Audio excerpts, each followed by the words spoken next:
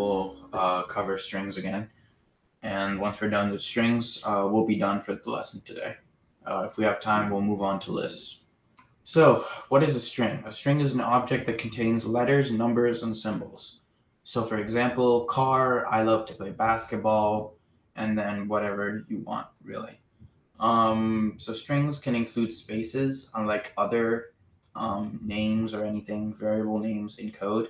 And they contain letters, numbers, and symbols, but they are all considered characters, like the English language A, B, C, D, E, F. Like those are characters, letters.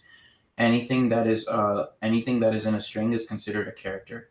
So even if you put the number 7 in a string, it does not contain the value 7.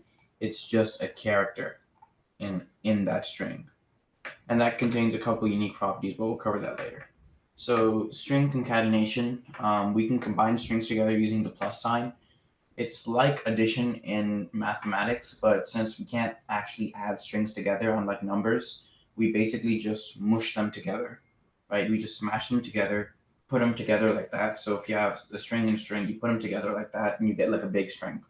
So for example, we have cat plus dog, we get cat dog.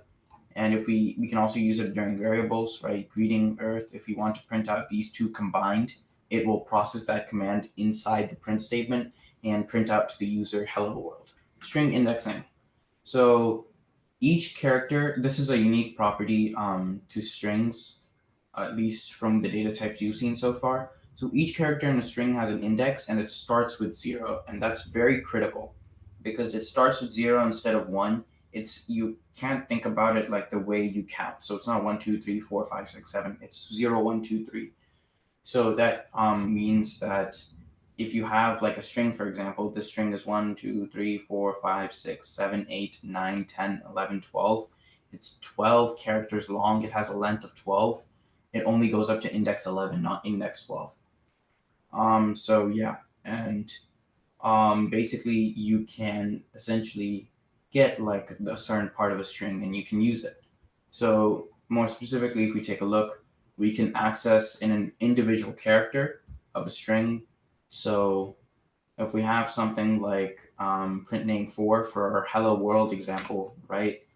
If we have hello world, then that would be, if you print name 4, that would be L, right? Since actually HEL. Oh, I actually messed myself up on the same thing. Sorry.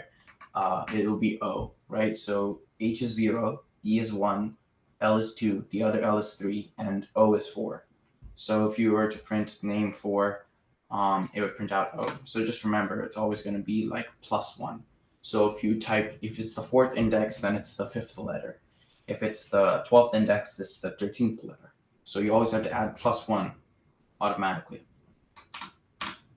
So yeah, and for example, like over here, right, A is 0, B is 1, H is 2, I is 3, and N is 4. So we output N. Same thing over here, right? F is 0, so printing out 0th character will print out F. And we can also get certain parts of it together, not just one character or the entire string. You can also get parts of a string, so multiple characters, but not the entire string. But we'll cover that later. We can also access parts of the string using negative indexes, which start with -1 at the rightmost index and decrease by 1 as they move to the left. So it is a bit unconventional, since usually in English we go from like left to right, and usually we see everything from left to right. But you have to go from right to left. So you have to count backwards with this, which is a bit weird. But rule of thumb is your beginning index is the length of the string negative, and your end index is always going to be -1. So just keep that in mind. This is the substring I'm talking about, where you can grab certain pieces of a string, which is multiple letters, but not the entire string. So, right, we can also access a substring using a semicolon, with the number before the semicolon being the index of the first character, and the number after the semicolon being the index of the last character. So if we have hello world, right, message of 0, if we look at this diagram, H is 0, and if we look at 5, right, space is 5. Right, so there is actually a right, I'll just highlight in yellow. There is actually something here, right? So there is a space technically, but it doesn't show since a space is considered a character in the code, but obviously it won't show. The space won't show unless there's something after it. So yeah, just remember that pretty much any sort of, if you chop up like a string, it'll like chop up pretty much everything into even pieces, including spaces, symbols, all of that. So anything, everything gets treated like a character, including spaces, symbols, like I mentioned before. So negative indexing also works with this substring thing, which is the official term for part of a string, right? Since sub means like a part of. So, right, -6 to -1, W, and then this. So it's just world. Yeah, -6 to -1, last index, of course. So Python allows us to leave the number before and or after. Actually, if I wasn't clear before, I actually made a bit of a mistake here. Python works the same way as Java, which is a different programming language, but that is that the last index is actually not included. So we go 0, 1, 2, 3, 4, and the last index isn't included. And we can see that over here. So -6 to -1, right? We don't include -1. It's left out. There's no exclamation mark at the end of world. So it's WORLD, and then we leave -1 out. I'm sorry about that. If anyone has any questions, feel free to ask. So Python allows us to leave the number before or after the semicolon blank and use the beginning or end automatically. So we can use, for example, over here would go 0, but if we want to make it more simple for ourselves, we can just delete the 0. Over here would be 11, right, for the hello world example, but since obviously there's nothing, since we don't need to use it, we can go like that. And then of course, this is just redundant, but yeah, obviously you get your 0 and then you get your, yeah, this is actually, it's considered a 12, technically, right? Because we have to include the end of it, not the end of the like substring. So it's a bit weird, but that's a special property since there's 11 characters. There's it index goes up to 11, but we have to include 12 because if we were to put 11 over here, then part of the string wouldn't be included. This would be missing. So we include 12. So we include the length of the string so that it's included. But obviously there is no 12th index, but it's a special property since the end index is not included. So what is included is 0 to 11. So this is how we write it. And also, this is just a shortcut method. If you're uncomfortable with it, you don't need to use this at all. It's completely fine. There are no advantages to this at all. It's just you don't have to type in an extra character. It's just for almost lazy or lazy programmers or programmers that have to type things like this over and over again and they get tired of it. But yeah, it's a little shortcut you can use, but you don't need to use it. There's no advantages to it.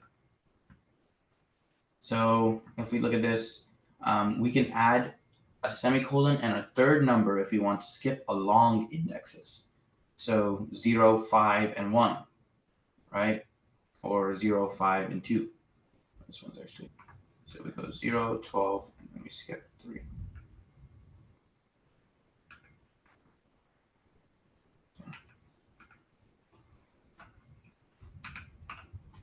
That back. So there are a few string methods. There is index, count, isDigit, and isAlpha. Another important we use with strings is length. It's not that important. It's literally what it means. It's just the abbreviated word for length. So if you type that out, it'll obviously return the length of the string. So let's go. So yeah, right, len outputs the number of characters is equal to the index of the last character plus 1, because remember, index starts from 0 and not 1. So yeah, those are some examples. We can continue, right? Like len of Martha, right? Let's see, 1 letter, 2, 3, 4, 5, 6. So that would be 6.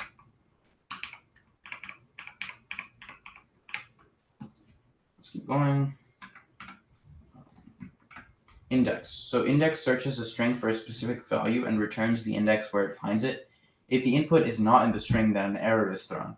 So, for example, if we do hello world dot index, which is the way we use the method, and then this is what we input into the method. So the method will use what we inputted, which is in between these curly braces, and it'll run that. And so we find that this is at the 0th index, and the exclamation mark's on the other side, so it's at the 11th index. But and for this one, right, we're asking it to search A, but there's no A.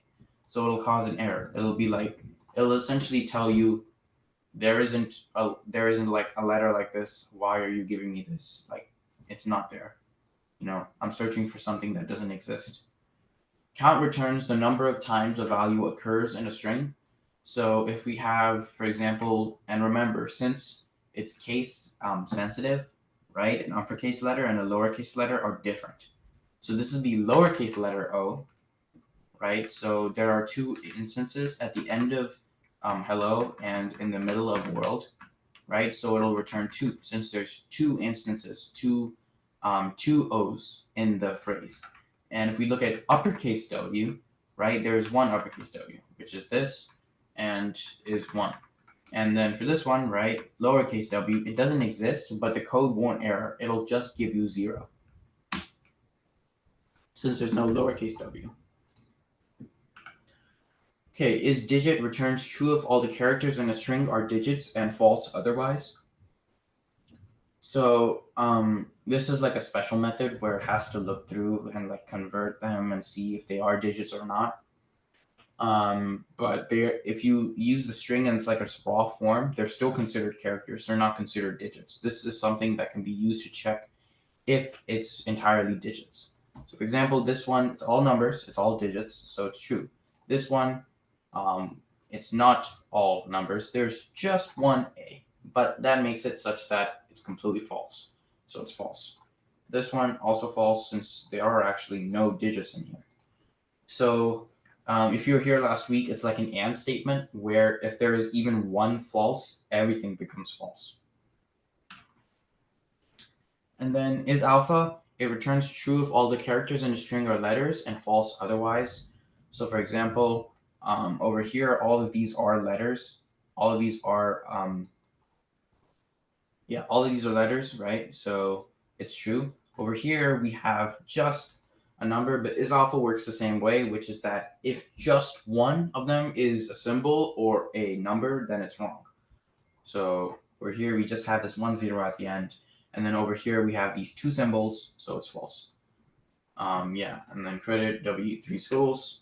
You can go to W3 schools if you want to learn more, if you want to practice on your own time.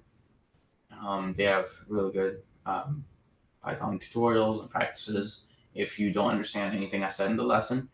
So it's 1:57, so that will be it for today.